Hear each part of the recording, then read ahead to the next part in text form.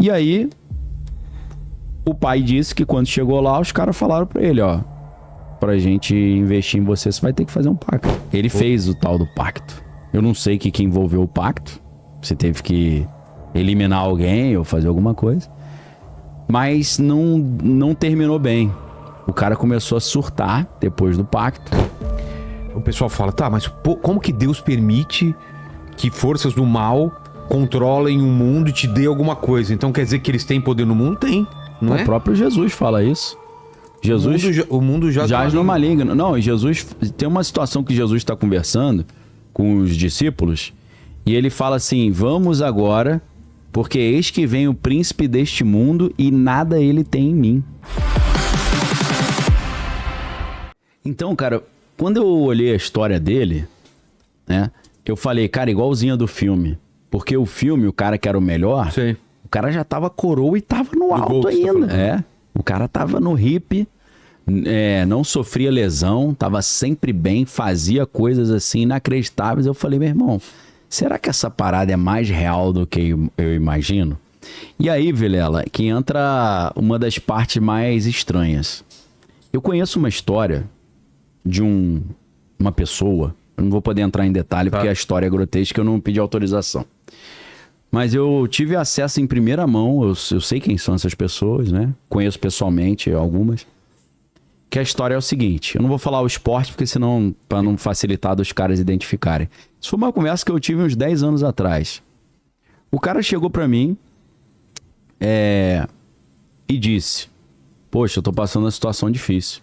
Aí eu falei, por quê? Ele falou, meu filho é um grande talento, um grande atleta.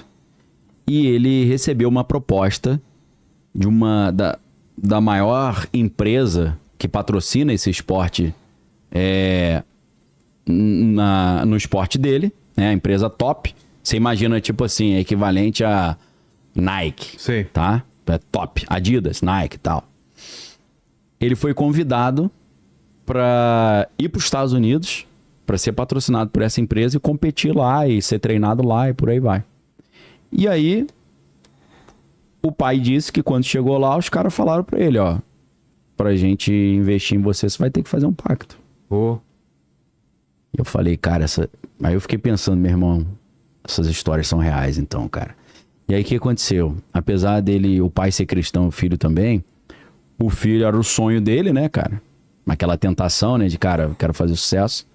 Ele fez o tal do pacto. Eu não sei o que envolveu o pacto. Você teve que eliminar alguém ou fazer alguma coisa. Mas não terminou bem. O cara começou a surtar depois do pacto. Ficou tendo vários surtos psicóticos e tal. Deu uma pane, o cara não conseguia mais treinar, competir, nada. Ele teve que voltar pro Brasil. E ficou com sérios problemas psiquiátricos. Teve que ficar internado, fazer tratamento. Mas vamos... Claro que tem gente que não acredita em mundo espiritual e tudo mais. Mas vamos explicar uma coisa. O pessoal fala, tá, mas como que Deus permite que forças do mal controlem o mundo e te dê alguma coisa? Então quer dizer que eles têm poder no mundo? Tem, não é? O próprio Jesus fala isso. Jesus, o mundo jaz no maligno. Não, Jesus... Tem uma situação que Jesus está conversando com os discípulos e ele fala assim, vamos agora, porque eis que vem o príncipe deste mundo e nada ele tem em mim. Ele chama ele do príncipe desse mundo. Entendeu? Ou seja, ele realmente consegue manipular o dinheiro, a fama, porque ele tá entranhado aqui em tudo, né? Exato. E ele controla. E ele tá desde o início de tudo, né? O pessoal achar que o demônio é burro, não é. Ele tem uma sabedoria absurda. De né? jeito nenhum, pelo contrário. Inclusive, a Bíblia fala que alguns termos que a Bíblia usa para falar sobre Lúcifer, né? Sinete da sabedoria, ou seja, modelo da sabedoria. A Bíblia fala, és mais sábio do que Daniel. Daniel era o profeta da Bíblia, fala que ele era mais sábio que Daniel. Então diz muito sobre essa sabedoria, né? E o que a gente precisa entender nesses pactos é que, muitas vezes, esse pacto envolve um contrato provisório.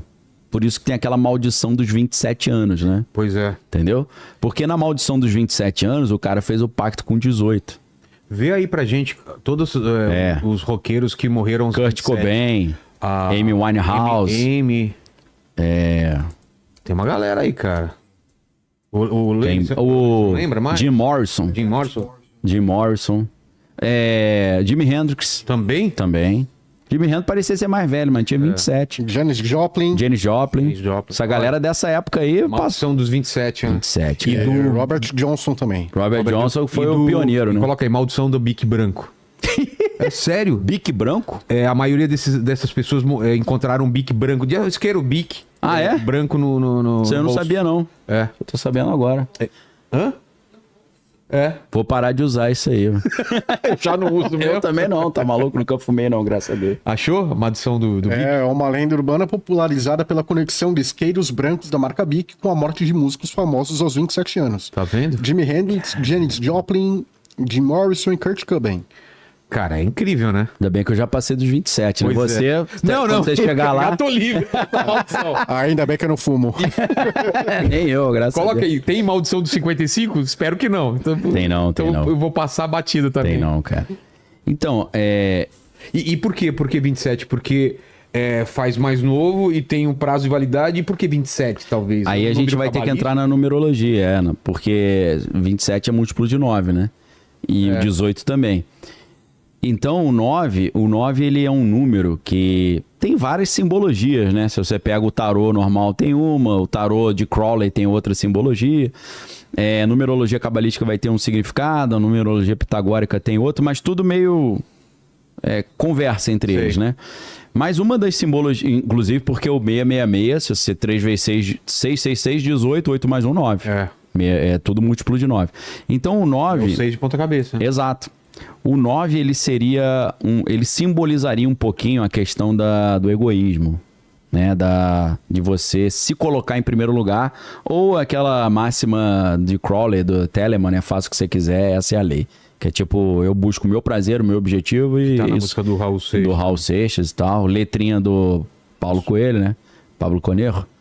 Então, cara, o 9 seria um número de você buscar o teu sonho e fazer o que for necessário para isso, e do olhar para si mesmo e não para o próximo. Em vez de ser Jesus falar, não existe amor maior do que esse, dar a vida pelo seu amigo, você se sacrificar pelo próximo, não. Você que sacrifica o próximo para o teu benefício, né? Então o 9, ele tem uma relação muito interessante com essa ideia do pacto também. Porque o pacto é o quê? Eu vou sacrificar alguém que eu amo para eu ter o benefício. É o inverso da lógica cristã, né? A lógica cristã é eu vou me sacrificar para o outro ter o benefício. Então o 9, por que o 9 tem essa simbologia? Sem falar que Jesus, na Bíblia, a gente aqui no Ocidente pensa, né? Cristo morreu 3 da tarde. Mas na hora, no Ocidente, a hora bíblica é 9 horas, a hora nona. Por quê? Porque 6 da manhã é a hora 1. Ah, é assim? É. E aí você vai somando, aí 3 da tarde, 15 é o 9. A nona hora. A nona hora, foi quando Cristo morreu. Então, as trevas gostam disso, porque foi a hora que Cristo foi morto, né? Então, o 9 seria esse símbolo. Então, o cara, ou ele faz um pacto de 7 anos ou de 9 anos. O cara faz com 18 até 27, ou ele faz ali somando 7 anos. Tenta aproveitar. Aí tem que curtir porque ele sabe que tem um prazo, né? Tinha esse mote no rock and roll, né? De morrer no auge e morrer novo, não tinha? O próprio The Who, né? Na música My Generation, né? É a música interessante pra caramba, né? Porque Roger Daltrey, que é o vocalista... Ele fala, talking about my generation, né? Falando sobre a minha geração. Aí ele fica gaguejando, né? Ele faz uns trejeitos, assim, de uma juventude meio traumatizada, meio sequelada. E aí a frase mais famosa é I hope I die before I get old, né? Espero que eu morra antes de eu ficar velho. Então... O James Dean morreu com quantos anos? Vê aí pra gente. Quem? James Dean. James Dean, né? Morreu novinho também. Tá arriscado de ser. James Dean já tem uma lenda urbana de que ele foi assassinado, né? Não foi acidente de carro? Acidente de carro que sabotaram o carro dele. Ah, é? Até com o JK aqui, o Juscelino Kubitschek, tem essa lenda também. Mas no caso dele seria por quê? No caso dele é macartismo, né? O FBI, porque eles eram envolvidos com o Partido Comunista na época, né? Então tem essa história também, né? Do James Dean. Achou alguma coisa aí? Daqui a pouco é 9 horas, 24 anos. Hã? 24 anos. Esse aí foi mais cedo. Aqui, né? Daqui a pouco é 9 horas. 9 horas, né? Fica esperto aí. 9 horas eu não fico preocupado. Tô preocupado com 10 horas, né? Que é estreia o Stranger Things aí, né? Preocupado é com 3 horas da manhã. Também. Falam que é o horário do diabo, né? Então, por quê? Porque você tem... É o espelho. Sabe a cruz invertida? Sim. 3 horas da tarde, Jesus morreu. 3 horas da manhã. 3 da manhã, o mal sobe. Entendeu? É tudo invertido, né? É tudo no espelho. Então tem essa história também. Mas tem aquela explicação que a oração das pessoas que são fiéis a Deus atrapalha a movimentação das trevas. Então 3 da manhã, estatisticamente, é a hora que tem mais pessoas dormindo. Então tem mais pessoas também que não estão orando.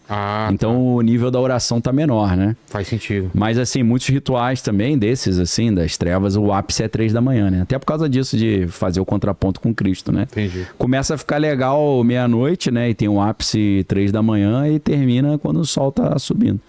Então é na madruga que o negócio rola, né? É como as festas do P. Diddy, né? O Puff Daddy lá, o P. Diddy. P. Diddy tinha a White Party, que era de boa. que era mais light.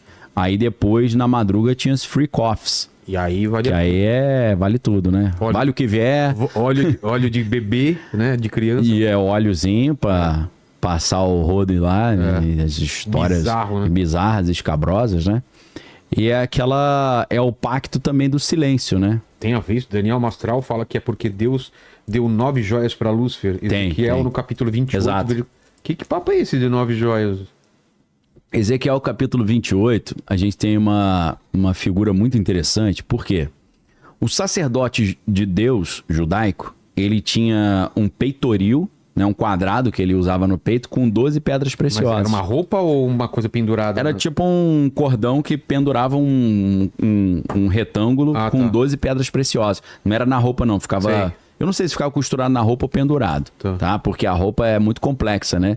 Ele tinha uma veste de linho, depois um éfode, que é um tipo como se fosse um manto, né? Tinha um turbante chamado mitra, tinha uma placa de ouro na testa escrito separado para Deus, ou santificado ao Senhor em hebraico. Então a roupa é muito complexa, mas ele tinha um peitoril com 12 pedras preciosas. No caso de Lúcifer, né, que a Ezequiel 28 vai chamar ele de o querubim ungido da guarda ou da cobertura, a Bíblia fala que ele foi revestido de pedras preciosas, só que não fala 12, fala 9 só. É 12 menos 3. Ué? Então o 9 seria mais uma simbologia do 9 que leva ao Lúcifer, né? Entendi. Essa seria a ideia. Essa eu não sabia, não. Sim, é muito curioso, muito bem lembrado aí, obrigado aí quem lembrou aí. Então, inclusive ali nessa passagem de Ezequiel 28, é muito interessante porque fala assim, estavas no monte santo de Deus, entre as pedras afogueadas andava, né? Estava revestido de pedras, aí fala o nome das pedras, o tipo das pedras, né? Ônix, carbúnculo, safira, né? Esmeralda, vai falando as 9 pedras. E aí diz assim, estavam também em ti os pífaros e tambores, ou seja, uma relação com música também, né? Aí vem aquela lenda de que ele era o regente do coral celestial, porque no livro de Jó, a gente vê que quando Deus estava criando o mundo, havia um canto dos anjos, né? Um canto coral, porque em Jó capítulo 40, se eu não estou enganado, ou 38, Deus fala para Jó, Jó, eu sei, tipo assim, Jó, eu sei o que eu estou fazendo. Onde você estava quando eu criei o mundo? Onde você estava quando eu fiz todas as coisas? Eu sei o que eu estou fazendo. E aí Deus fala, naquela época em que as estrelas da alva cantavam e todos os filhos de Deus rejubilavam. Ou seja, Deus dá a entender que o mundo foi criado no meio de um canto, né? Isso é muito interessante porque nas Crônicas de Nárnia é assim que Aslan cria, né, o mundo. Aí, ó, o peitoril. Ah, cara, entendeu? 3 vezes 4, né? Ali tem 12. É amarrado do lado e em cima, assim.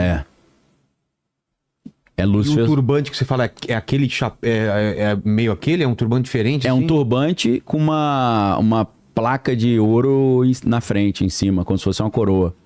E estava escrito em hebraico Kodesh Lei-Yehovah, que é separado. Eles abandonaram essas vestimentas ou tem alguns ainda que usam essas vestimentas Então, cara, antigas? aí que tá a questão. Isso aí é o sacerdote, né? Mas daquela época de Jesus, não é? Ou não? Desde a época de Moisés. Ah, tá. Moisés que recebeu de Deus essas orientações e Arão, irmão de Moisés, foi o primeiro sacerdote. Na época de Moisés, tá falando 1200 anos antes de Cristo. Só que aí o que acontece? Esses caras trabalhavam no templo, né? E aí quando no ano 70 os romanos destruíram o templo, essa galera ficou desempregada, entendeu? Aí o judaísmo deixa de ser uma religião sacrificial, que precisa do sacerdote, e se torna uma religião rabínica, que a gente chama, né? Aí surgem os rabinos. Olha lá, uma outra... então tem uma representação. Então, desde o ano 70, não tem mais sacerdote, porque não tem mais templo, não tem mais Arca da Aliança. Esses caras sem Arca da Aliança, ele perde o sentido. Pois é. Só que agora, a gente está vendo ali toda uma campanha para reconstruir o templo. E esses caras só podem ser sacerdotes quem foi descendente de um cara chamado Levi. De sangue. Só os... Tem que ter tem que provar a genealogia dos Kohanim, que chamam, que são os Kohen, que são os sacerdotes. Então, eles já estão preparados, eles já estão com tudo pronto. Construir o templo, vai aparecer uma Arca da Aliança, eles vão voltar a fazer o sacrifício. Então, quando o templo é destruído, sai de cena o judaísmo sacrificial e entra em cena o judaísmo farisaico, né, que é rabínico. Porque a galera não comenta isso, mas... O rabino é o fariseu. O fariseu é o rabino, entendeu? O fariseu, ele atua na sinagoga. O sacerdote atuava no templo. Sinagoga não é templo, entendeu? Sinagoga é tipo de um... Sinagoga é um centro de cultura, tipo a casa de arte que você tinha lá, a escola de arte que você tinha. A sinagoga é uma escola de estudos. Tá. O templo é o lugar onde você faz o sacrifício, que tem a religião sacrificial. Então, aí... Com a destruição do templo surge o judaísmo rabínico. Então é o rabino que vem à frente. O rabino não precisa usar essa roupa. O rabino não é de ascendência levítica, né? Então é outro departamento. Mas um outro aspecto interessante do pacto é que muitos pactos eles envolvem aquele que recebe os benefícios se transformar num propagandista de uma doutrina das trevas, né? O cara tem que virar um apóstolo daquela doutrina. Ele tem que... É como se fosse um patrocínio, né? Você imagina assim, né? Divulgador. O surfista, ele ganha um patrocínio, ele tem que botar o adesivo na prancha. E usar o boné. O bonezinho. O bonezinho sempre. Aí você vê, né? Tá na entrevista, o cara tá com aquele boné. Tá com o bonezinho. Então, em vez de o cara tá com o bonezinho da Adidas, o cara tá com o boné do Lúcifer. Você já viu hoje em dia goleiro quando vai posar pra foto do lado dos jogadores como ele fica? Não. Com a luva assim, porque o patrocínio tá na luva, não reparei, né? não. Pode ver. Entendi. Às vezes você acha estranho o goleiro assim, o patrocínio tá pra dar uma moralzinha pra luva, né? Não, agora, depois de um tempo, os caras botaram as propagandas no microfone, né? Que o cara senta, já tá tudo... Tem 1 milhão de propagandinhas atrás, né? Tem várias. Então, cara, essa lógica do patrocínio é muito semelhante à lógica de alguns pactos também. Porque o cara fala assim, meu irmão, eu vou te levar ao esplendor da glória, mas você tem que divulgar minha mensagem. E aí você começa a ver o ocultismo cada vez mais ganhando espaço na cultura. E isso começa lá... Cara, é engraçado porque ele tá tão permeado hoje em dia que a galera vai achando cada vez normal. Normalizou total, né? Você normaliza de um jeito assim... até o nome das entidades, né?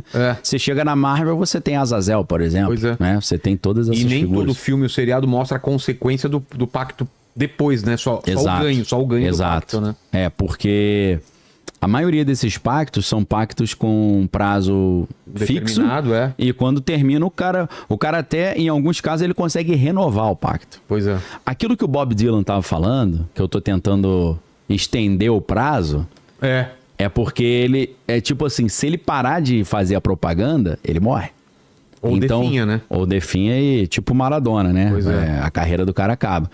Agora, no esporte, cara, é muito interessante também, porque você vai vendo que tem alguns momentos assim, que o cara do nada ele dá uma caída.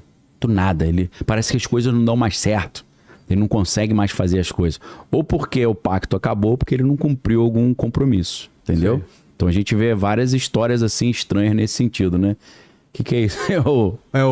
Não, mas é uma imagem que tem ele fazendo um pacto no chão, assim, na beira do gramado. Porque dizem que o Abel fez pacto, cara. Porque tem isso? Ele tem ganhava tudo durante um tempo, né? Então, né? E falavam que ele fez o pacto, não sei o quê. Aí quando o Corinthians ganhou do Palmeiras, falam que o pacto foi quebrado. Não, é verdade. Rola essa lenda. Não, é meio meme, né? Sim. Mas, tipo, a galera fala, o pacto foi quebrado. Toda hora a galera ficava... Achou essa daí dele fazendo um... Eu achei em tamanho menor, eu vou procurar numa maior. Tem ele, tipo, na beira do gramado, como se estivesse fazendo um círculo sagrado, sabe? Claro que é meme, né? Então, cara, aí você pega, por exemplo, Denzel Washington. Tem várias histórias. Não, mas o Denzel Washington é cristão, né? Depois, né? Depois. Porque depois o cara tenta correr atrás do prejuízo, né? Porque agora ele só fala nisso, né? A ideia é que o Denzel Washington, ele teria que ter sacrificado o filho. O filho é ator, né? Esqueci, eu não sei o que lá, Washington. Ele fez o Tenet, por exemplo. O filho? O filho do Denzel Washington. Aquele cara é... O personagem principal é filho dele? Isso, e ele fez aquele filme que é, acho que é The Creation, que é negócio de inteligência artificial, é o filho dele também. O filho dele... Olha lá. Os caras também, velho. Mas o que ele faz na grama? Ele faz o que na grama? Não, ele fica às vezes fazendo uns desenhos tático. Esquema? Entendi. Vacilo, né? Ô, Abel, queremos você aqui, hein? Isso aí é português, então, né? Então a gente não vamos parar de falar mal de português, né? Que já falou que a seleção verdade, de Portugal. Né? Vai não, isso aí melhor, é sem pacto. Não melhor técnico do Brasil atualmente, é ele. Mas de longe. Então. Você vê a que ponto chegamos, né? O Brasil, que sempre se vangloriou de ter o melhor futebol, o melhor técnico não é daqui, né? Gringo, é gringo, né? Pô, a que ponto chegamos, né? Quase que a gente teve uma camisa da seleção vermelha, né? Você quer o quê? E o técnico agora também não é brasileiro, o atual técnico da seleção. Também? Quem que é? Ele é italiano, né? Italiano. Você vê como é que é a decadência, né? Dos nossos talentos, né? Acho que o pacto do Brasil passou da validade, né? Se o Brasil tinha algum pacto. Né? E o pessoal tá falando aqui uma coisa também. E tem gente que, pra desfazer um pacto que alguém fez, faz outro pacto, né? O que é pior ainda, né? Exato, né? Então é você tapar o sol com a peneira, né, meu irmão? Ou enxugar gelo, porque aí só vai. Mas no final, vamos falar como desfazer. Pacto, lógico, né? Pô, claro. Assim. Uma pergunta extremamente pertinente, Vilela, inclusive, que bom que você falou. Haveria algum nível de pacto que seria impossível de ser desfeito até por Deus? Ah, tá. Existem algumas situações complicadas. Não porque Deus não teria o poder, mas porque do próprio Deus coloca um limite. Mas como assim, Daniel? Vamos supor que para você fazer um pacto com Deus, você precisa se santificar. Você precisa abandonar o pecado. Para você fazer um pacto, com as trevas, você precisa pecar. Entendeu? Ao contrário. É o contrário. Você peca, você se afasta de Deus. Exato. Aos prazeres, né? Inclusive, eu tenho um conhecido, eu não vou falar o nome dele nem o nome da ordem com a qual ele se envolveu, mas ele falou assim comigo, né? Cara, o primeiro exercício que a gente fazia para entrar nessa ordem era a gente fazer um exercício para perder o medo de Deus. Aí eu falei, mas pra que isso? Ele falou, porque a gente teria que fazer coisas tão abomináveis que a nossa consciência pesasse. Falei, cara, isso aqui é errado. Deus vai me punir. Mas eles faziam um exercício quase que de alienação mental, de pensar, Deus não vai me punir, né? Não, mas se você for pensar, a cultura pop... Tudo leva muito na brincadeira pra... eu quero ir pro inferno, lá tem festa, tem bebida. Pô, exato, cara, muito mais legal. O céu deve ser chato, né? É uma coisa que meio vai entranhando e você fala, quer mesmo. Quem quer ir pro céu, só tocando, os anjinhos tocando harpa, né? Monótono pra caramba. Isso vai entrando na cabeça da galera, né? O lugar bom é músico, os caras, tudo, zoeiro, estão tudo no inferno, não estão no céu. Cara, se eu não tô enganado, é no filme Desconstruindo Harry, do... eu sei do... Como é que é o nome do cara? Woody Allen. Woody Allen. Faz tempo que eu assisti, não lembro. Que ele vai perdendo a visão, vai ficando desfocado, é esse? Cara, agora eu não lembro, cara. Eu sei que num desses filmes ele vai pro inferno. E aí ele fala, pô, mas eu sou judeu, não acredito no inferno. Cara, não adianta, você tá no inferno. E aí alguém manda ele na sala do gerente. Na sala do gerente tinha ar-condicionado. Tinha ou não tinha? Tinha? No inferno. Sim. Aí o cara, pô, tu tem ar-condicionado? Ele fala, claro, pra ferrar com a camada de ozônio, né? Pra destruir o mundo, né?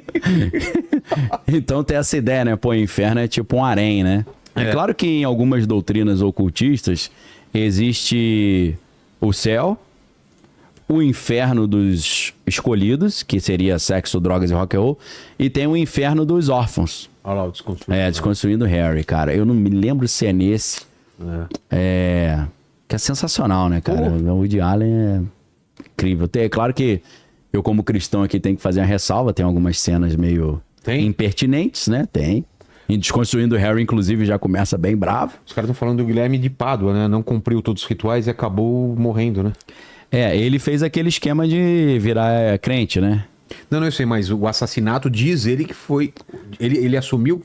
Ou ele inventou a história? Tinha uma ideia que era um pacto, né? Tinha, cara. Dele e da mulher. Foi um ritual. Foi um ritual, né? Foi. Com tesoura e tal. Teve. Bizarro, cara. Foi porque ele queria ter mais destaque na novela. Acho que era isso que ele tava buscando, né? Mais sucesso e tal. Então, aquela pergunta, né? Tem pacto que não pode ser quebrado? Então, a Bíblia fala sobre algumas situações de pecado que não podem ser perdoados. Como assim? A blasfêmia contra o Espírito Santo, por exemplo, né? Em que situação isso aparece na Bíblia? Jesus está expulsando demônios e os caras começam a falar, caramba, que poder é esse que ele tem, que ele consegue expulsar demônios? Aí os líderes da época, se sentindo desmerecido, né? Porque, imagina, o líder bonzão não conseguiu expulsar. Vem o carpinteiro expulso. Aí eles inventam uma tese para tentar explicar. E falam, eu já entendi qual é desse cara. Ele expulsa os demônios pelo poder de Beelzebu. Aí Jesus falou, opa, pera aí você deu uma mancada. Porque se você peca contra o pai, tem perdão. Se você peca contra o filho, tem perdão. Contra o Espírito Santo, não tem perdão. Cara. Então a blasfêmia contra o Espírito Santo é você atribuir coisas que são de Deus às trevas. Entendi. Seria um tipo de pecado. Aí muita gente fala, ai meu Deus, será que eu já cometi esse pecado? Cara, só de você ter essa preocupação, você não cometeu. Porque quem comete esse nível de pecado fica com a alma selada para a salvação. O cara fica bloqueado, não tem mais como. E esse cara, portanto, ele não se arrepende, porque o caminho para você ser perdoado é o arrependimento. Então são pessoas psicopatas ao extremo, que o cara pode fazer maldade com criancinha, com quem for, que ele não sente remorso, nem pena, nem compaixão, nem nada. Então, você que está assistindo, fique tranquilo. Muito provavelmente você não cometeu isso. Agora, vamos supor que um cara não apenas vai fazer um pacto para sucesso com tempo de duração, mas esse cara é um aliançado, um selado, como se chama. Ele vem de uma linhagem. Ele não é alguém que fez um contrato com as trevas, ele é um filho das trevas. Para o cara atingir certos níveis, ele vai ter que fazer coisas tão abomináveis, mas tão abomináveis, dependendo do nível, que ele blasfema contra o Espírito Santo nesse caminho. E aí, meu irmão, chega um momento que não tem mais volta. Então eu parto do princípio que, dependendo do pacto, o cara não consegue reverter. O custo é muito alto, né? É muito complicado. Outras situações na Bíblia que não tem mais salvação. Quem recebe a marca da besta.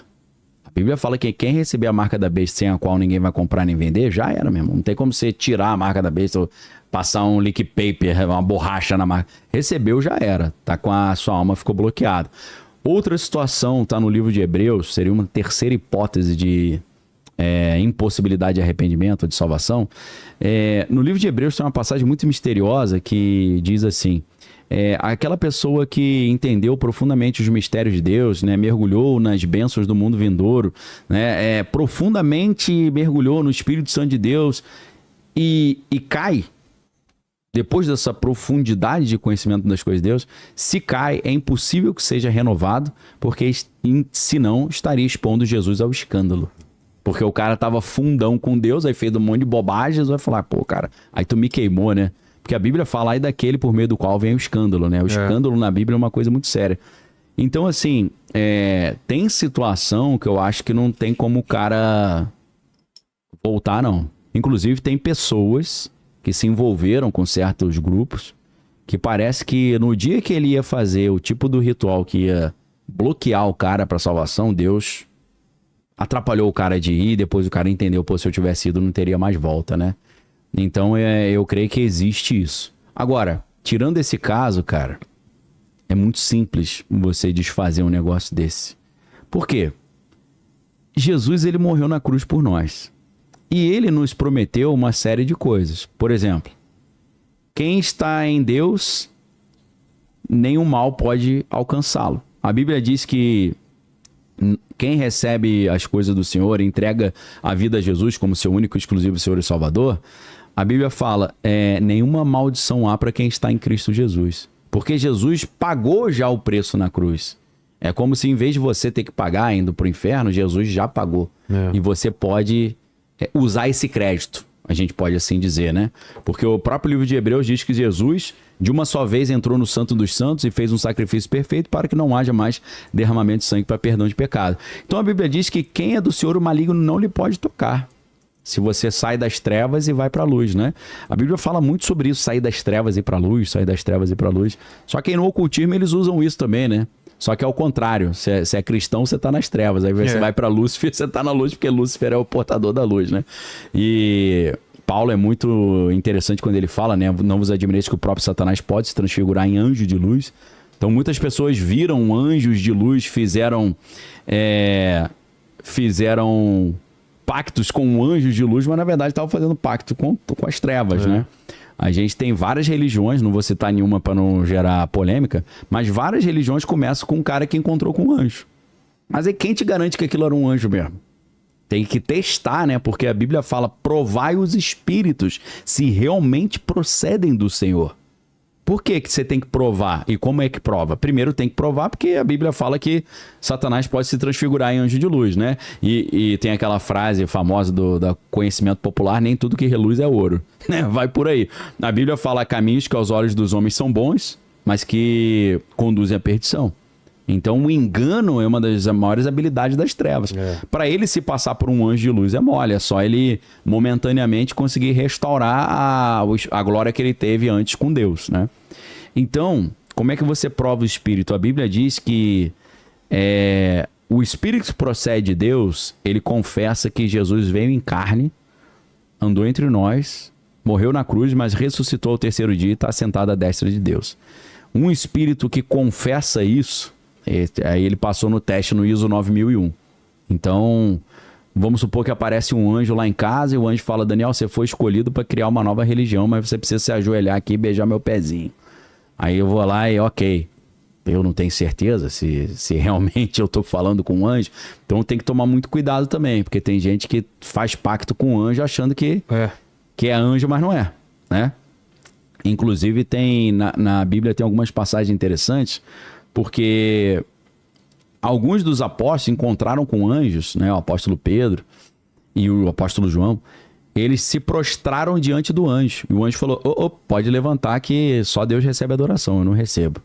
Então isso é interessante também, aparecer um anjo para você e falar, ajoelha aqui, beijo meu pezinho. Já tá errado. Os da Bíblia não gostam muito disso, não. Porque eles mandaram o cara levantar, se prostrar só diante de Deus. Então, cara, Jesus morreu na cruz para isso. Exatamente para isso, para nos tirar do lamaçal das trevas e do pecado e nos dar a oportunidade de receber a salvação, né? Da gente que estava todo estoporado, destruído, cheio de sujeira espiritual. Ele vem dar um belo de um banho, né? E o batismo simboliza muito isso, né? O batismo é o simbolismo do novo nascimento. E o batismo, não só o batismo, cara, mas água corrente quebra pacto. É isso que é estranho, né? Porque vou contar duas histórias, né? Primeiro, Jesus batizava no Rio Jordão. Rio significa água em movimento, né? Rio é diferente de lago, a água tá parada. E diferente do mar, né? Que a água, você chega na beira do mar, a água vai e volta. Vai e volta das ondas. Rio é diferente. Rio é contínuo. Tchau. Foi embora. Lavou. Entendeu? Então, assim, eu acho que não foi por acaso que João Batista veio batizando nos rios. Ele poderia batizar no Mar da Galileia. Ele poderia batizar no litoral, né? No Mar Mediterrâneo. Mas não, ele batizou no rio. Por quê? Cara, a água corrente tem uma simbologia muito forte de purificação espiritual. E aí eu vou dar um exemplo prático disso. William Schnoebelen, que é um cara que se apresenta como ex-satanista, né? Ele escreveu o livro Lúcifer Destronado, Entrevista com Ex-Vampiro, né? Space Invaders, Romancing Death. É porque muitos não tem português, né? Tem um que é Mormonismo, Temple of Doom, Mormonismo, Templo da Perdição, né? Tem vários, né? Tem Catolicismo, a Catedral das Trevas, né? Porque ele foi católico, Mormon, Wicca, druida. O cara foi clínico geral, não é? O cara zerou o conhecimento oculto, né? Foi do rito de Memphis e Misraim, foi da OTO, foi da OTOA, né? Lá do Michael Berthier. Foi da Eclésia Gnóstica lá do Crowley, foi Astro Argento, né? AA. O cara foi tudo. É legal que nos livros ele mostra os diplomas dele, né? Dessas ordens. E esse cara diz que quando ele fez a iniciação no vampirismo, que ele fez com um cara da Transilvânia mesmo, que tava nos Estados Unidos. O cara falou pra ele, se você passar numa ponte em que embaixo tem água corrente passando, você perde todos os seus poderes. Ué? Perde o pacto. E ele falou que ele tinha que sempre monitorar a rota dele para ele não passar onde tinha ponte em cima de um rio com água corrente. Quando eu li essa história nesse livro, eu pensei, interessante isso, né? Tem a ver com batismo nas águas, né? A água corrente. E aí eu contei essa história uma vez, eu dava aula numa faculdade de teologia, chamada Faculdade Wittenberg, lá na Tijuca, no Rio. E aí eu contei essa história. E aí uma aluna, ela falou, professor, eu sou enfermeira. E essa história faz muito sentido. Porque eu sou enfermeira aqui no Rio de Janeiro, de vez em quando a gente pega bandido baleado, né, pra atender.